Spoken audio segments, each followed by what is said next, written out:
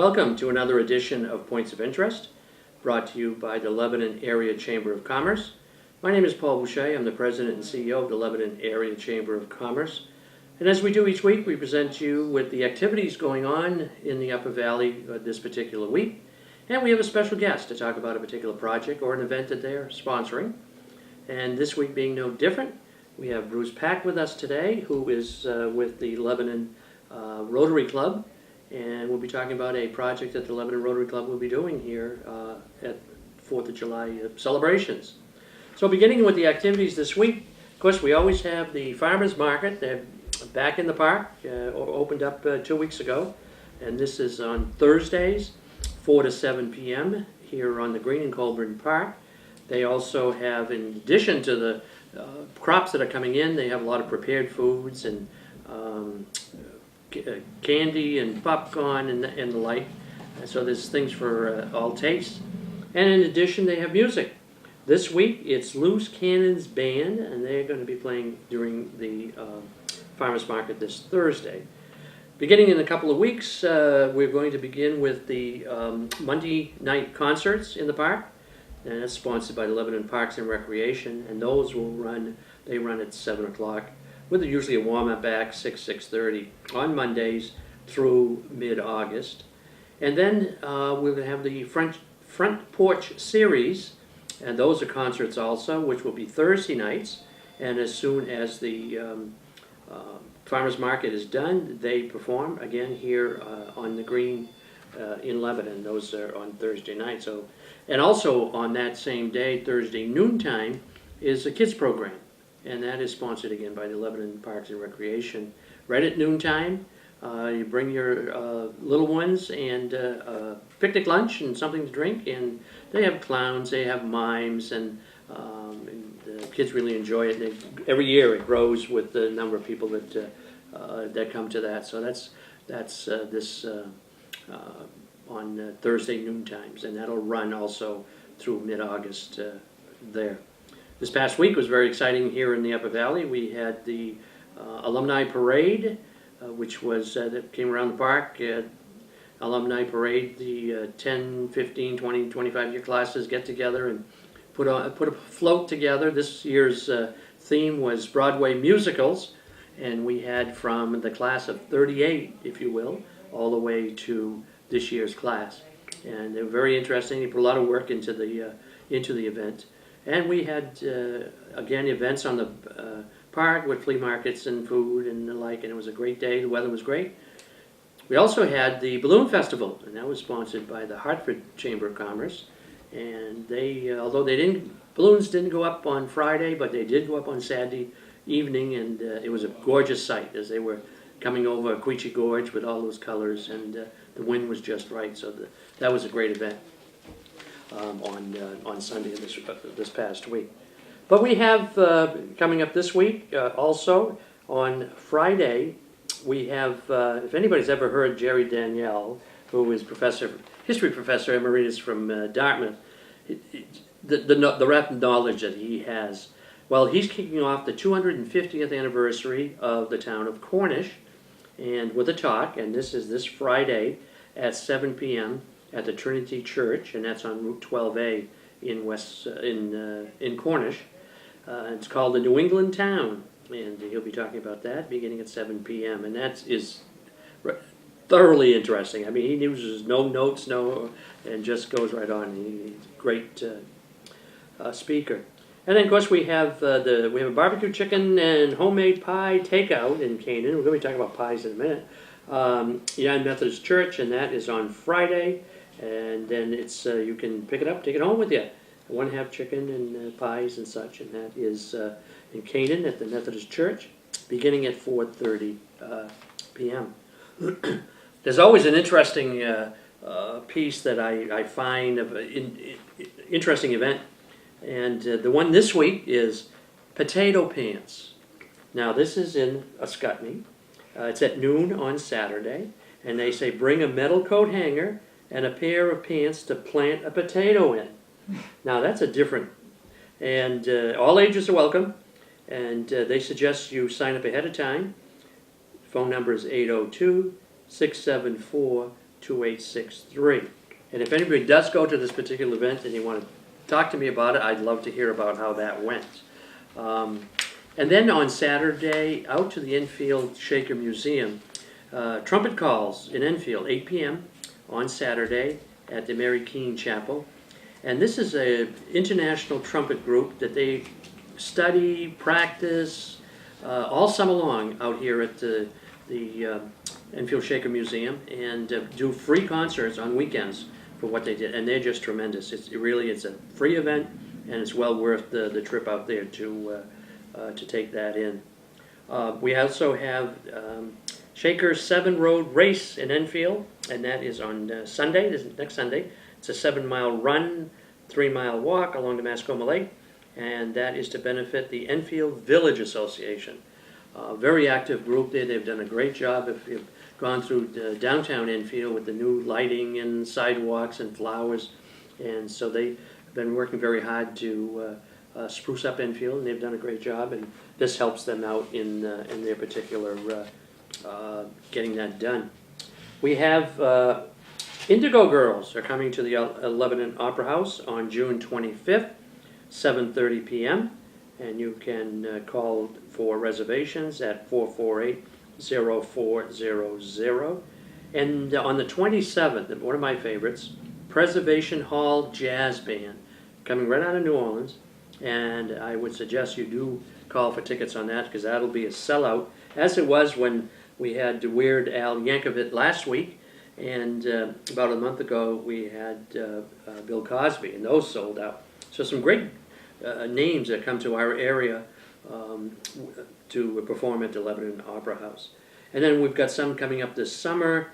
We have the Sound of Music, which the North Country Community Theater is going to be putting on, and South Pacific, of which Opera North will be putting on. So those are two activities that they're going to be doing over there. On the business side, SCORE, which is the Service Corps of Retired Executives, are doing workshops throughout the months of May and June. Their next one is June 27th, Marketing Through Social Media. And those workshops cost $30. They meet at the SCORE office, which is in I always call it the National Bank Building, but it's in the Citizens Bank Building. It was the bank building when I worked there. And their number is 448-3491 to register for that. And then we have at the Ava Gallery, they're having their 20th annual Juried Summer Exhibition. That opened up on June 21st to July 26th. And this is a juried show, and you're able to come in and look at these. They're 11 to 5 p.m. daily, and cast your ballots on which ones you like the best, and they would have awards at the end. And then you have a opportunity to purchase some of these if you like a particular painting, sculpture, or whatever medium the artist is working in. So that's at Ava Gallery here in downtown Lebanon. Very busy week coming up. So we welcome Bruce Pack from the Lebanon Rotary Club. And Bruce, welcome to the program. Thanks. Pleasure to be here. A little background about your history with the club. You've been a long time, as long as I have, I guess. And maybe longer in Lebanon, but I joined the club on June 4th, 1976. So I just made my 37th year. 37, yeah. So I completed 37 years. But you belonged in Claremont. I was in Claremont before in 74, and then here, so mine is just a little bit more. Yeah. And Bruce is past president of the club, and will soon be the district governor for this area. And he's got an event that he is totally thrown in all his efforts with, and it's called the Great American Pie Buffet. Buffet, right. Buffet, whatever. So you tell us a little bit about how you came to this idea. We have a theme song too. Oh, you have a theme song. Bye, bye, our American pie. So it's, we also say, can't drive your Chevy to the levee, drive your Prius, come see us. So a little corny, but it's on July 4th, and it's going to run from 10 in the morning until 2 in the afternoon. And it's an all-you-can-eat pie buffet. We'll have pie by the slice. And we're talking about sweet and savory pies. So there'll be fruit pies and custard pies and all kinds of sweet pies. And then we're also going to have shepherd's pie and quiches and other kinds of pies. So there'll be before and after pies. And $7 for adults, all you can eat. You have to eat it there though, there's no taking out. And $5 for children 10 and under. And how did you? How do It's we come up different. with it? Yeah, it's a different type of fundraiser. Well, you know, like it's almost like the pie, the potato in the pant thing. it's a little mysterious. I was at, well, let me tell everybody a little bit about Rotary Youth Exchange. Every year, Rotary International, 34,000 clubs all around the world in 200 countries, send about 8,000 students from one country to another, either for a short-term exchange, 3 or 4 weeks in the summer, or for a whole year, or 11 and a half months. And these kids have to learn how to act in the new country. They have to learn a language, at least have some kind of briefing in the language. So there's a bunch of training that goes on. And in order, it's reciprocal. That's why it's called youth exchange. So the club that is sending a youth to another country has to promise to receive a youth from another country the following year. So in order to train everybody in the how they should act when they go, we have an outgoing event which is called the reveal, when the students learn what country they're going to, because they apply and say 4 or 5 countries that they want to go to, and we keep it a secret until the reveal. Oh. And then the day of the reveal is combined with an event that the Waterbury Rotary Club called Pie for Breakfast. So they would have all the families and all the kids going on youth exchange, plus it happens on a day that there's a downtown festival in Waterbury at the same time, and they have it at the Senior Center in Waterbury, just a block or so, half a block from downtown. And they have this pie, all-you-can-eat pie buffet, and coffee and water, and people, they've had like 250 people came last year. Oh, So I thought it'd be a good thing to have fun and a good event for the public. There are going to be some running events happening on July 4th in the morning, and then people are going to start gathering around noontime. And we thought that we'll do some advertising and see if we can draw some people down and have some fun. and the proceeds go to a special project that Rotary has. The proceeds will go to a project called Polio Plus. And this is because I don't know, Paul, you and I are old enough to remember the polio scares. And there was something called polio season back in the early 1950s, when it would get hot and humid, and people were warned not to go to municipal pools and not to go to the beach because the polio virus can be shared. It's a person-to-person transmission, and if people don't follow appropriate hygiene, like in pools and things like that, sometimes there are babies who could be transmitting the virus into the water in the pool, and then it could be picked up by people. So there were polio epidemics in the United States. We had thousands of people living in iron lungs, which are huge metal cylinders that had the pressure would increase and then decrease because people's breathing was paralyzed. Polio is a paralytic disease. And it was a scourge in the United States until we had the Salk vaccine and then the Sabin vaccine. And in the United States, most people nowadays don't even think about it because we get vaccinated, and very few people have gotten polio in the United States. But unfortunately, up until about 1986, polio was still, there were tens of thousands of cases of polio all around the world. And because Rotary is international, the Rotary Foundation decided to get involved in ending polio worldwide. So we joined with the World Health Organization and some other major organizations and started raising money to eradicate polio around the world. And I could tell you that last year, I just happened to print out these statistics. In 2012, there were 223 cases of wild polio in the entire world. And most of those cases were in 3 countries, in Pakistan, Afghanistan, and Nigeria. So what we're in now is what we're calling the final inch of the Global Polio Eradication Initiative, where we're trying to find every child in the world and make sure that they get the vaccine in the 2 doses that they need to get in order to eradicate polio.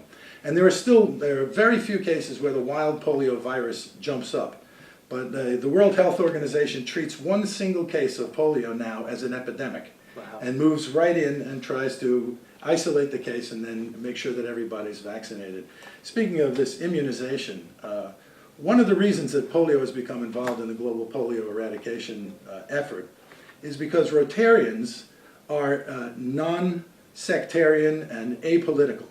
And the countries that have Rotary, mostly democratic countries, understand that that's what Rotary is. So we can move into places where there's suspicion of the government because there's one party or another in control. But the Rotarians can come into little tiny villages in remote India. India was the 4th country, by the way, until January of this year when it was declared polio-free. Wow. It has to be polio-free for a year before it's declared polio-free. And the way we were able to do it was because we have tens of thousands of Rotarians who got into little boats and went across lakes to remote villages. We have women who dressed in appropriate Muslim garb and then could speak to the women who were in the houses with the children, because men are not allowed to go into those houses or have interaction. We were able to speak to the religious leaders of those programs and allow the children to be vaccinated, convincing them that it wasn't a plot to make them sterile or whatever, wasn't against their religion or anything. And there were immunization days. They're called NIDs, these National Immunization Days in India, where more than 100 million children were immunized in one day. Wow. One day. And it was way over that. It was like 120 million or something, Yeah, but I don't want to exaggerate the number. But it could only be done because we maintain the cold chain from where the vaccine is refrigerated, quickly get it in insulated boxes to where the children are, get the 2 drops on the tongue of the children, and then get it back again so we could do it. And it's to be part of that is feels wonderful. So. Is there a follow-up, these kids were immunized, let's say 2-3 years ago, and this program's going on about 10 years now. The program actually started in 1986. Yeah, that far back. Was when polio eradication began. So the kids who are born after that, is there a plan to immunize them, or it's not necessary because My understanding, and I'm not on the medical side of this, but my understanding was we wanted to immunize every child born for 5 years in a particular country. Okay. And then we see by the records how it's happening. But there was a precipitous drop in the number of cases immediately when we started. Yeah. So, and it's all funded from the Rotary Foundation. It's not all funded, but the Rotarians fund their part of this through the Rotary Foundation, which has raised and contributed over $500 million so far. And this is, part of this is because the Bill and Melinda Gates Foundation issued a challenge back in, I think the first challenge was in 2007. They gave $100 million to be matched dollar for dollar by Rotarian contributions to make a total of $200 million to help eradicate polio. And before the 3 years of that grant had evaporated, the Gateses saw the progress that we had been making and came back and offered a $255 million grant for another $100 million from Rotarians. So for $200 million that Rotarians are raising, $355 million has been matched by the Gates Foundation. Wonderful. And it's only in this way that we can do it. And then there are many countries that have given millions of dollars. More than $1 billion has already been spent on this effort. And the match was met. The match was met by the deadline. By the deadline. And then was exceeded. Yeah, excellent. And now, of course, as I said, we're on this push for the final inch. There was an Oscar-winning documentary that was produced about the trying to get these final cases. Actually, an Oscar-nominated, I don't think it won. An Oscar-nominated short documentary that was made through the Rotary Foundation on the story of polio eradication called The Final Inch, which we've shown at the Lebanon and Hanover and White River clubs locally so that people can understand what's involved here. So that's where the proceeds of this will go. Are going to that. Yeah. And I know the Lebanon Rotary Club has been active over the years in the project. We have been. We've been doing locally. Yes, and we've, according to over the last 10 years, we've given about $82,000 just from Lebanon Rotary alone. And I know Hanover Rotary and White River Rotary have also contributed, along with the other 40 clubs in our district. In fact, our Rotary Club has given close to $250,000 since about 1986, when we started the the press for polio. And that's counting other contributions to the foundation as well. Our club, and two, we tried to make this, Rotary International asked every club to commit $2,000 a year toward the polio eradication effort. And we know that not every one of the 34,000 Rotary clubs in the world can put together $2,000 for that. So some of the clubs that can step up and do more. And one of the things we've done in our club was we did a series of polio plus dinners, where a Rotarian would host a dinner. One was a corned beef and cabbage dinner, another one was a spaghetti dinner, and Rotarians come and some people contribute, some of them are potlucks, and then everybody puts into the pot what they thought they would spend on such a dinner if they went out. And we've collected at least $2,000 a year for the last 3 years by doing that. Excellent, excellent. And you know, prior to that, of course, we had the Carl Weatherall Fund. Right. That back in the 70s and 80s that really helped contribute and match That's right. for some of the projects that the Rotary has done. That's right. And those of you who don't know or remember Carl, but he left a pot of money that the Board of Directors of Rotary determined would be used to pay the last $200 of a $1,000 donation to the foundation, whereby a Rotarian could become what we call a Paul Harris Fellow. Paul Harris was the founder of Rotary. And that brought in a tremendous number of Rotarians became Paul Harris Fellows as a result of that program. Yep. A little history about the Lebanon Rotary Club. You probably go back to the year we were founded, and what was it, 1916? Not exactly. 1923. 1923. And Rotary was founded here, and I've only been part of it since 1976. But Rotary's been a big part of my life, and it's connected us with not only our community, but also our district, which is northern New Hampshire, northern Vermont, and 5 French-speaking clubs in the eastern townships of Quebec. So we were the first international district in Rotary. And since then, Rotary has tried to cross lines with districts when they draw them. But ours was bilingual also, which is interesting. And it's, you go to Montreal and it's like being in a foreign country, which it is. But it's been very enriching to try to understand the Quebec, the folks who live in Quebec, and for them to teach us about their culture and for them to learn about our culture and why they are so strong about preserving their culture and not having it just become Americanized, which is English-speaking Canadians are resisting as well. The basics of Rotary. Basics of Rotary. Rotary is a business, an association, a service club of business and professional men and women getting together to provide service to the world, service to the community, service to the district, and service to the world. And principally by bringing world peace and understanding, by working on maternal and child health, by working on clean water and sanitation projects, such as the project our club was involved in Ghana, where we helped eradicate the guinea worm from a certain section of northern Ghana because we introduced clean sanitary practices and a well that would bring clean water instead of surface water. So those are the kinds of things that Rotary does. And it's open to folks who'd like to serve, get in contact with us if they'd like to become members and investigate it. There are certain, we try to have attendance at our meetings because it forms fellowship. And among men and women, that's part of the reason that we do things, because there's a reward in a personal relationship that when you do service together, like anything, like the Boy Scouts or any church volunteer groups, when you work together, you form a bond that it goes beyond politics, it goes beyond religion. So. Yeah. And we talk international, but the club has done some local projects. We have too that work, particularly the String of Pearls, String of Pearls right. Project. We did. The Bakers Conservation Area was done with Rotary in cooperation with the Parks and Recreation Department of Lebanon. We helped the Fountain Committee establish the fountain over on High Street that recalls the water power that powered Lebanon to be an economic power back in the region in those days. So those are a number of the things that we've done as well. And we, on a monthly basis, a lot of the Rotarians get together and they cook meals at David's house. That's right. They're not all outward programs. We do a lot of what we call sweat equity type of programs. The guys and the gals like to get out there and really do some work. We'll be working on a kiosk for the rail trail in a couple of weeks, Saturday a week. Yeah, come.